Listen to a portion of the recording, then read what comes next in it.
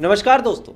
मध्य प्रदेश के भोपाल से एक ऐसा मामला निकल के सामने आ रहा है जिसको जानने के बाद आप हैरान हो जाएंगे और आपके जहन में बस एक ही सवाल आएगा कि क्या हमारे देश में अब शिक्षा, रोजगार समेत तमाम मुद्दे खत्म हो गए हैं और क्या हमारे देश के जाहिलों की वजह से अब इंटरनेशनल मीडिया में हमारा ऐसा ही थूथू होगा। क्योंकि जिस घटना के बारे में आपको बताने जा रहा हूँ, इस घटना की वजह से आज भारत का सर शर्म से झुक गया। इंटरनेशनल मीडिया में इसके बारे में चर्चा हो रही और साथ ही पहलगाम पे हमारा जो स्टैंड है कहीं ना कहीं उसको कमजोर करने की कोशिश की गई।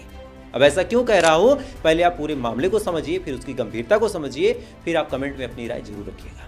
दरअसल मध्य प्रदेश के भोपाल में एक जगह लगती है रानी कमलापति और यहीं पे एक जगह है वंसलवन। 2 दिन पहले रात के 2 बजे वहां की जो जीआरपी पुलिस है उसके फोन आता है। फोन करने वाला शख्स बताता है कि साहब यहाँ पे एक रेस्टोरेंट है और इस रेस्टोरेंट की आड़ में कुछ लोग हैं जो शराब परोसने का काम करते हैं। अब पुलिस जब ये बात सुनती है, सुनने के बाद वहां पे अपनी गाड़ी लेके जाती है। उस गाड़ी में 3 लोग थे। एक का नाम दौलत खान, एक का नाम कमल रघुवंशी और तीसरे का नाम संदीप। ये 3 पुलिस वाले थे, 3 कांस्टेबल थे। तीनों वहां पे जाते हैं। जाने के बाद देखते हैं कि एक गाड़ी है और उस गाड़ी में रात के 2 बजे कुछ नौजवान लड़के हैं जो शराब पी रहे हैं। अब जैसी ये चीज़ पुलिस वाले देखते हैं, फौरन अपनी गाड़ी से उतरते हैं और उतरने के बाद उन नौजवानों से कहते हैं कि रात के 2 बजे तुम बाहर शराब पी रहे हो, कोई अच्छी बात है? यही संस्कार तुम्हारे घर वालों ने दिया? ये बात जैसे पुलिस वाले बोलते हैं, अब चूंकि इनकी गलती भी थी तो थोड़ा सा डर जाते हैं, सहम जाते हैं, वहां से जाने की कोशिश करने लगते हैं। पुलिस वाले भी इनसे कहते हैं कि यहाँ से चले जाओ, लेकिन इसी दौरान इनमें से एक लड़के की नज़र पुलिस वालों के नेम प्लेट पर पड़ जाती है। जैसे ही वो देखते हैं कि एक आदमी का नाम, एक पुलिस वाले का नाम दौलत खान है, फौरन इनका गुस्सा फूट पड़ता है। फिर क्या था, चीखते हुए चिल्लाते हुए उस पुलिस वाले के ऊपर ये लोग हमला कर देते हैं और कहते हैं कि तू मुसलमान होने के बावजूद भी हमें सबक सिखाएगा, एज ए मुल्ला तू हमें ज्ञान देगा।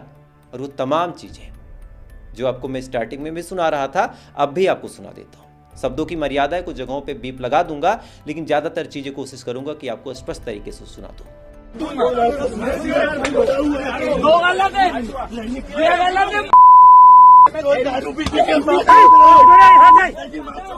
समझ नहीं आ रही, हम समझदार हो, तुम उधर बैठ जाओ। नहीं, आपने गलती करा, आप बैठ जाओ। गाली बक रहे हैं दुआई को, तुम सपोर्ट कर रहे थे।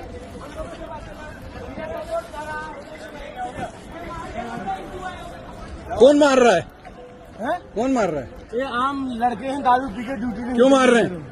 ये ड्यूटी नहीं करने दे रहा, बोले दारू पीने।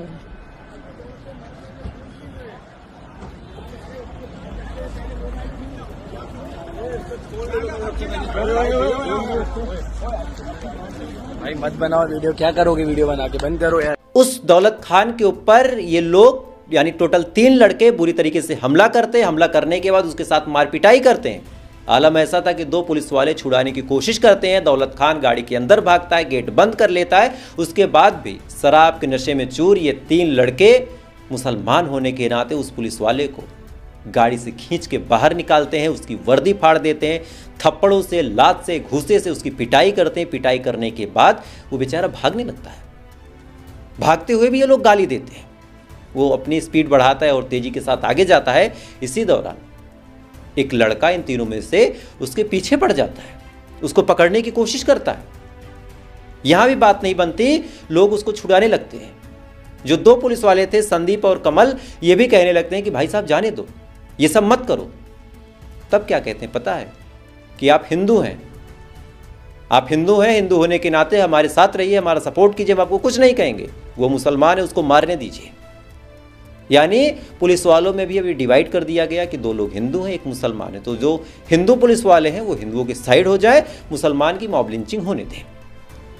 फिर क्या था, पुलिस वाले भी हाथ पांव जोड़ने लगते हैं, छुड़ाने की कोशिश करते हैं। तादाद ज़्यादा थी। इसी दौरान कुछ लोगों ने मोबाइल फ़ोन के कैमरे ऑन कर लिए, वीडियो बनाने लगे।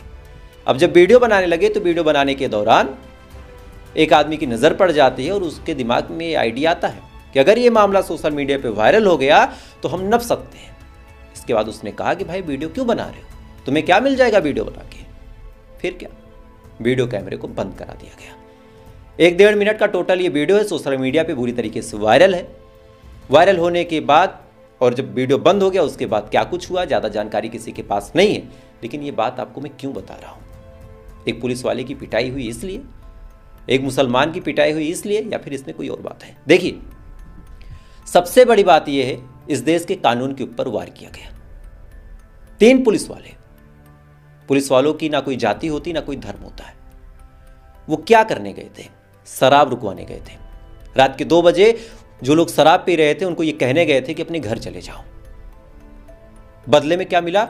उनके ऊपर हथियार उठाया गया, उनके ऊपर हाथ उठाया गया, उनको मारा पीटा गया और ये वीडियो सोशल मीडिया पे वायरल किया गया। यानी ये बात कंफर्म है कि मध्य प्रदेश के लोगों के अंदर अब पुलिस के लिए डर नहीं है। दूसरी चीज क्या? वो मुसलमान था, इस वजह से उसको मारा गया। क्या भारत देश में कोई इस वजह से भी मार खा सकता है कि वो हिंदू है या मुसलमान है? पहलगाम में जिस हिसाब से धर्म पूछ के मारा गया, क्या उसका रिएक्शन ये है कि अब भारत में हम धर्म पूछ के मुसलमानों को मारेंगे?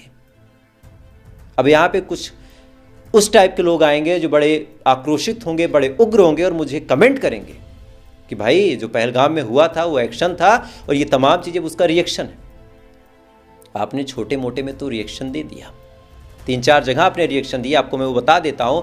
पहले पंजाब में एक लड़की का बाल खींचा गया, उसके कपड़ों को फाड़ने की कोशिश की गई, एक लड़की के साथ ऐसा किया गया रिएक्शन के नाम पे। फिर आगरा में एक आदमी को, एक दुकानदार को, गुलफाम खान को गोली मार दी गई और बाद में कुछ लोगों ने वीडियो रिलीज करते हुए कहा कि भाई हमने ही गोली मारी, चूंकि ये 26 हिंदुओं का बदला में 26 मुसलमानों को मार के लेना था। इसके बारे में मैंने आपको वीडियो बना के सुनाया था। और तीसरी ये घटना है जहां पे एक मुसलमान पुलिस वाले को मारा गया। लेकिन ये 3 घटनाएं ऐसी हो गई हमारे देश में जिस वजह से इंटरनेशनल मीडिया ने हमारा मजाक बना दिया। ब्रिक्स की आपको रिपोर्ट दिखा रहा हूं। ब्रिक्स क्या है? जो लोग समझदार होंगे, जो लोग पढ़े लिखे होंगे, उनको पता है कि ब्रिक्स एक समूह है और उसमें जो देश हैं उसमें कुछ परमानेंट मेंबर हैं और किस्मत अच्छी है कि भारत भी है। भारत है, चाइना है, रशिया है, पाकिस्तान उसमें जाने की कोशिश करता रहा लेकिन भारत ने हर बार उसको रोक दिया। ब्रिक्स में उसको जाने की इजाजत नहीं मिली। वहां पे एक करेंसी चलाई जा रही थी जिसमें भारत के ताजमहल का भी फोटो है। आज उसी ब्रिक्स में क्या अपडेट है कि कुछ लोग मुसलमान को मार रहे हैं। एक मुसलमान को इसलिए मारा गया भारत के अंदर चूंकि वो मुसलमान था, भले ही वो पुलिस वाला था। ये तमाम न्यूज चल रही है। साथ ही जो हिजाब वाला मामला मैंने बताया वो भी न्यूज अलग अलग फॉरेन मीडिया में चल रही है। इसका रिजल्ट आप जानते हैं क्या होगा?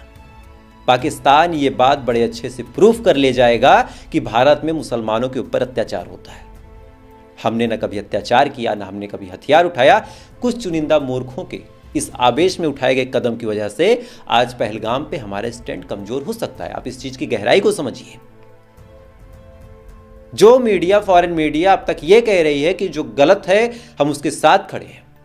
सारे देश आज भारत के साथ खड़े हैं। G20 भारत के साथ खड़ा है, ब्रिक्स भारत के साथ खड़ा है, अमेरिका थोड़ा सा इधर उधर बात कर रहा है, इजराइल खड़ा है, फिलिस्तीन तक खड़ा है। आप सोचिए, फिलिस्तीन और इजराइल दोनों भारत के साथ खड़े हैं, पाकिस्तान के साथ नहीं खड़े।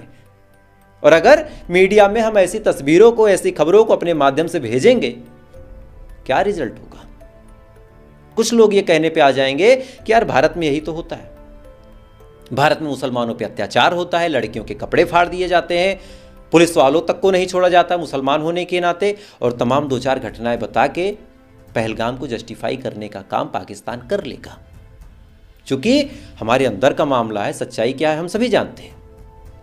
140 करोड़ की आबादी में 5, 10, 15, 20 ऐसे मामले आते हैं, लेकिन यही 5, 10, 15, 20 मामले ऐसे हैं जो कहीं ना कहीं हमारे ऊपर खुद हो रहे जुल्म सितम को गड़बड़वा देते हैं। आप सोचिए, बात यहां हिंदू की भी नहीं थी, बात यहां मुसलमान की भी नहीं थी, बात हमारे देश की थी। एक पुलिस वाले के ऊपर हाथ उठाया गया जबकि उसकी कोई गलती नहीं थी। एक पुलिस वाले को मुसलमान होने के नाते मारा गया। आप सोचिए, एक आम मुसलमान, क्या हर मुसलमान भारत का गड़बड़ है? जो 2 लोग जान बचाते बचाते अपनी जान दे गए, एक की जान गलती से बच गई और एक तो बेचारा शहीद हो गया पहलगाम में। जब पता चलेगा कि इसके बावजूद भी मुसलमान होने के नाते उसको टारगेट किया जा रहा, कितना दुख होगा उसको, कितनी तकलीफ होगी। आप ये चीज़ हमेशा याद रखिए, आपकी लड़ाई पाकिस्तान से है, ना कि भारत के मुसलमान से। और अगर भारत के मुसलमानों से लड़ाई करनी है तो फिर आपको कम से कम 30 करोड़ लोगों का खून बहाना पड़ेगा। क्या आपका धर्म, आपकी संस्कृति, आपका संस्कार इस बात की इजाज़त देता है? क्या इस देश का संविधान इस बात की इजाज़त देता है? और अगर नहीं देता तो ये सब ड्रामे बंद कर दीजिए। और मध्य प्रदेश पुलिस और बाकी लोगों से भी मेरा ये सवाल है कि आप क्या कर रहे हैं। बहरहाल जब मैंने बातचीत की तब पता चला कि एक शख्स जिसका नाम जितेंद्र यादव है उसको गिरफ्तार कर लिया गया, बाकी 2 लोग फरार हैं। लेकिन मेरी खुद पर्सनली ये सरकार से डिमांड है, मध्य प्रदेश सरकार से डिमांड है कि बाकी 2 लोगों को भी गिरफ्तार किया जाए और उन्हें कड़ी से कड़ी सजा दी जाए। क्योंकि ये जो मानसिकता फैलती जा रही है भारत में, ये जो सोच फैलती जा रही है कि पहलगाम में हमला हुआ, धर्म पूछ के मारा गया, तो यहाँ हम मुसलमानों को टारगेट करेंगे, इस सोच पे रोक लगनी चाहिए। इससे आपस का सौहार्द भी खराब होगा, इससे आपस का भाईचारा भी खत्म होगा, इंटरनेशनल मीडिया में हमारी थू-थू होगी और भारत के विरोधी ताकतों को ये मौका मिल जाएगा कि चलो कुछ नौजवानों का ब्रेन वॉश करते हैं, चलो भारत की बेइज्जती करवाते हैं, चलो भारत को कम दिखाते हैं। और भारत का एक समझदार, चाहे हिंदू हो चाहे मुसलमान हो, मैं नहीं मानता कि ये चीज़ हो जाएगा। खैर, ये जो घटना है बड़ी निंदनीय है और मैं अपने चैनल के माध्यम से कड़ी कार्रवाई की मांग करता हूँ। बाकी आपकी क्या राय है वो भी इंपॉर्टेंट है। मैंने आपको पूरा मामला समझाया कि इससे विदेशी मीडिया में, विदेशी फॉरेन पॉलिसी में क्या इम्पैक्ट पड़ेगा, हमारे स्टैंड क्या कमज़ोर होगा या मजबूत होगा, ये भी मैंने आपको बता दिया। बाकी आपकी क्या राय है कमेंट कीजिएगा और ऐसे अपडेट के लिए अगर आप चाहें तो लाइक फॉलो कर सकते हैं। तब तक आप अच्छे रहिए, खुश रहिए। जय हिंद, जय भारत।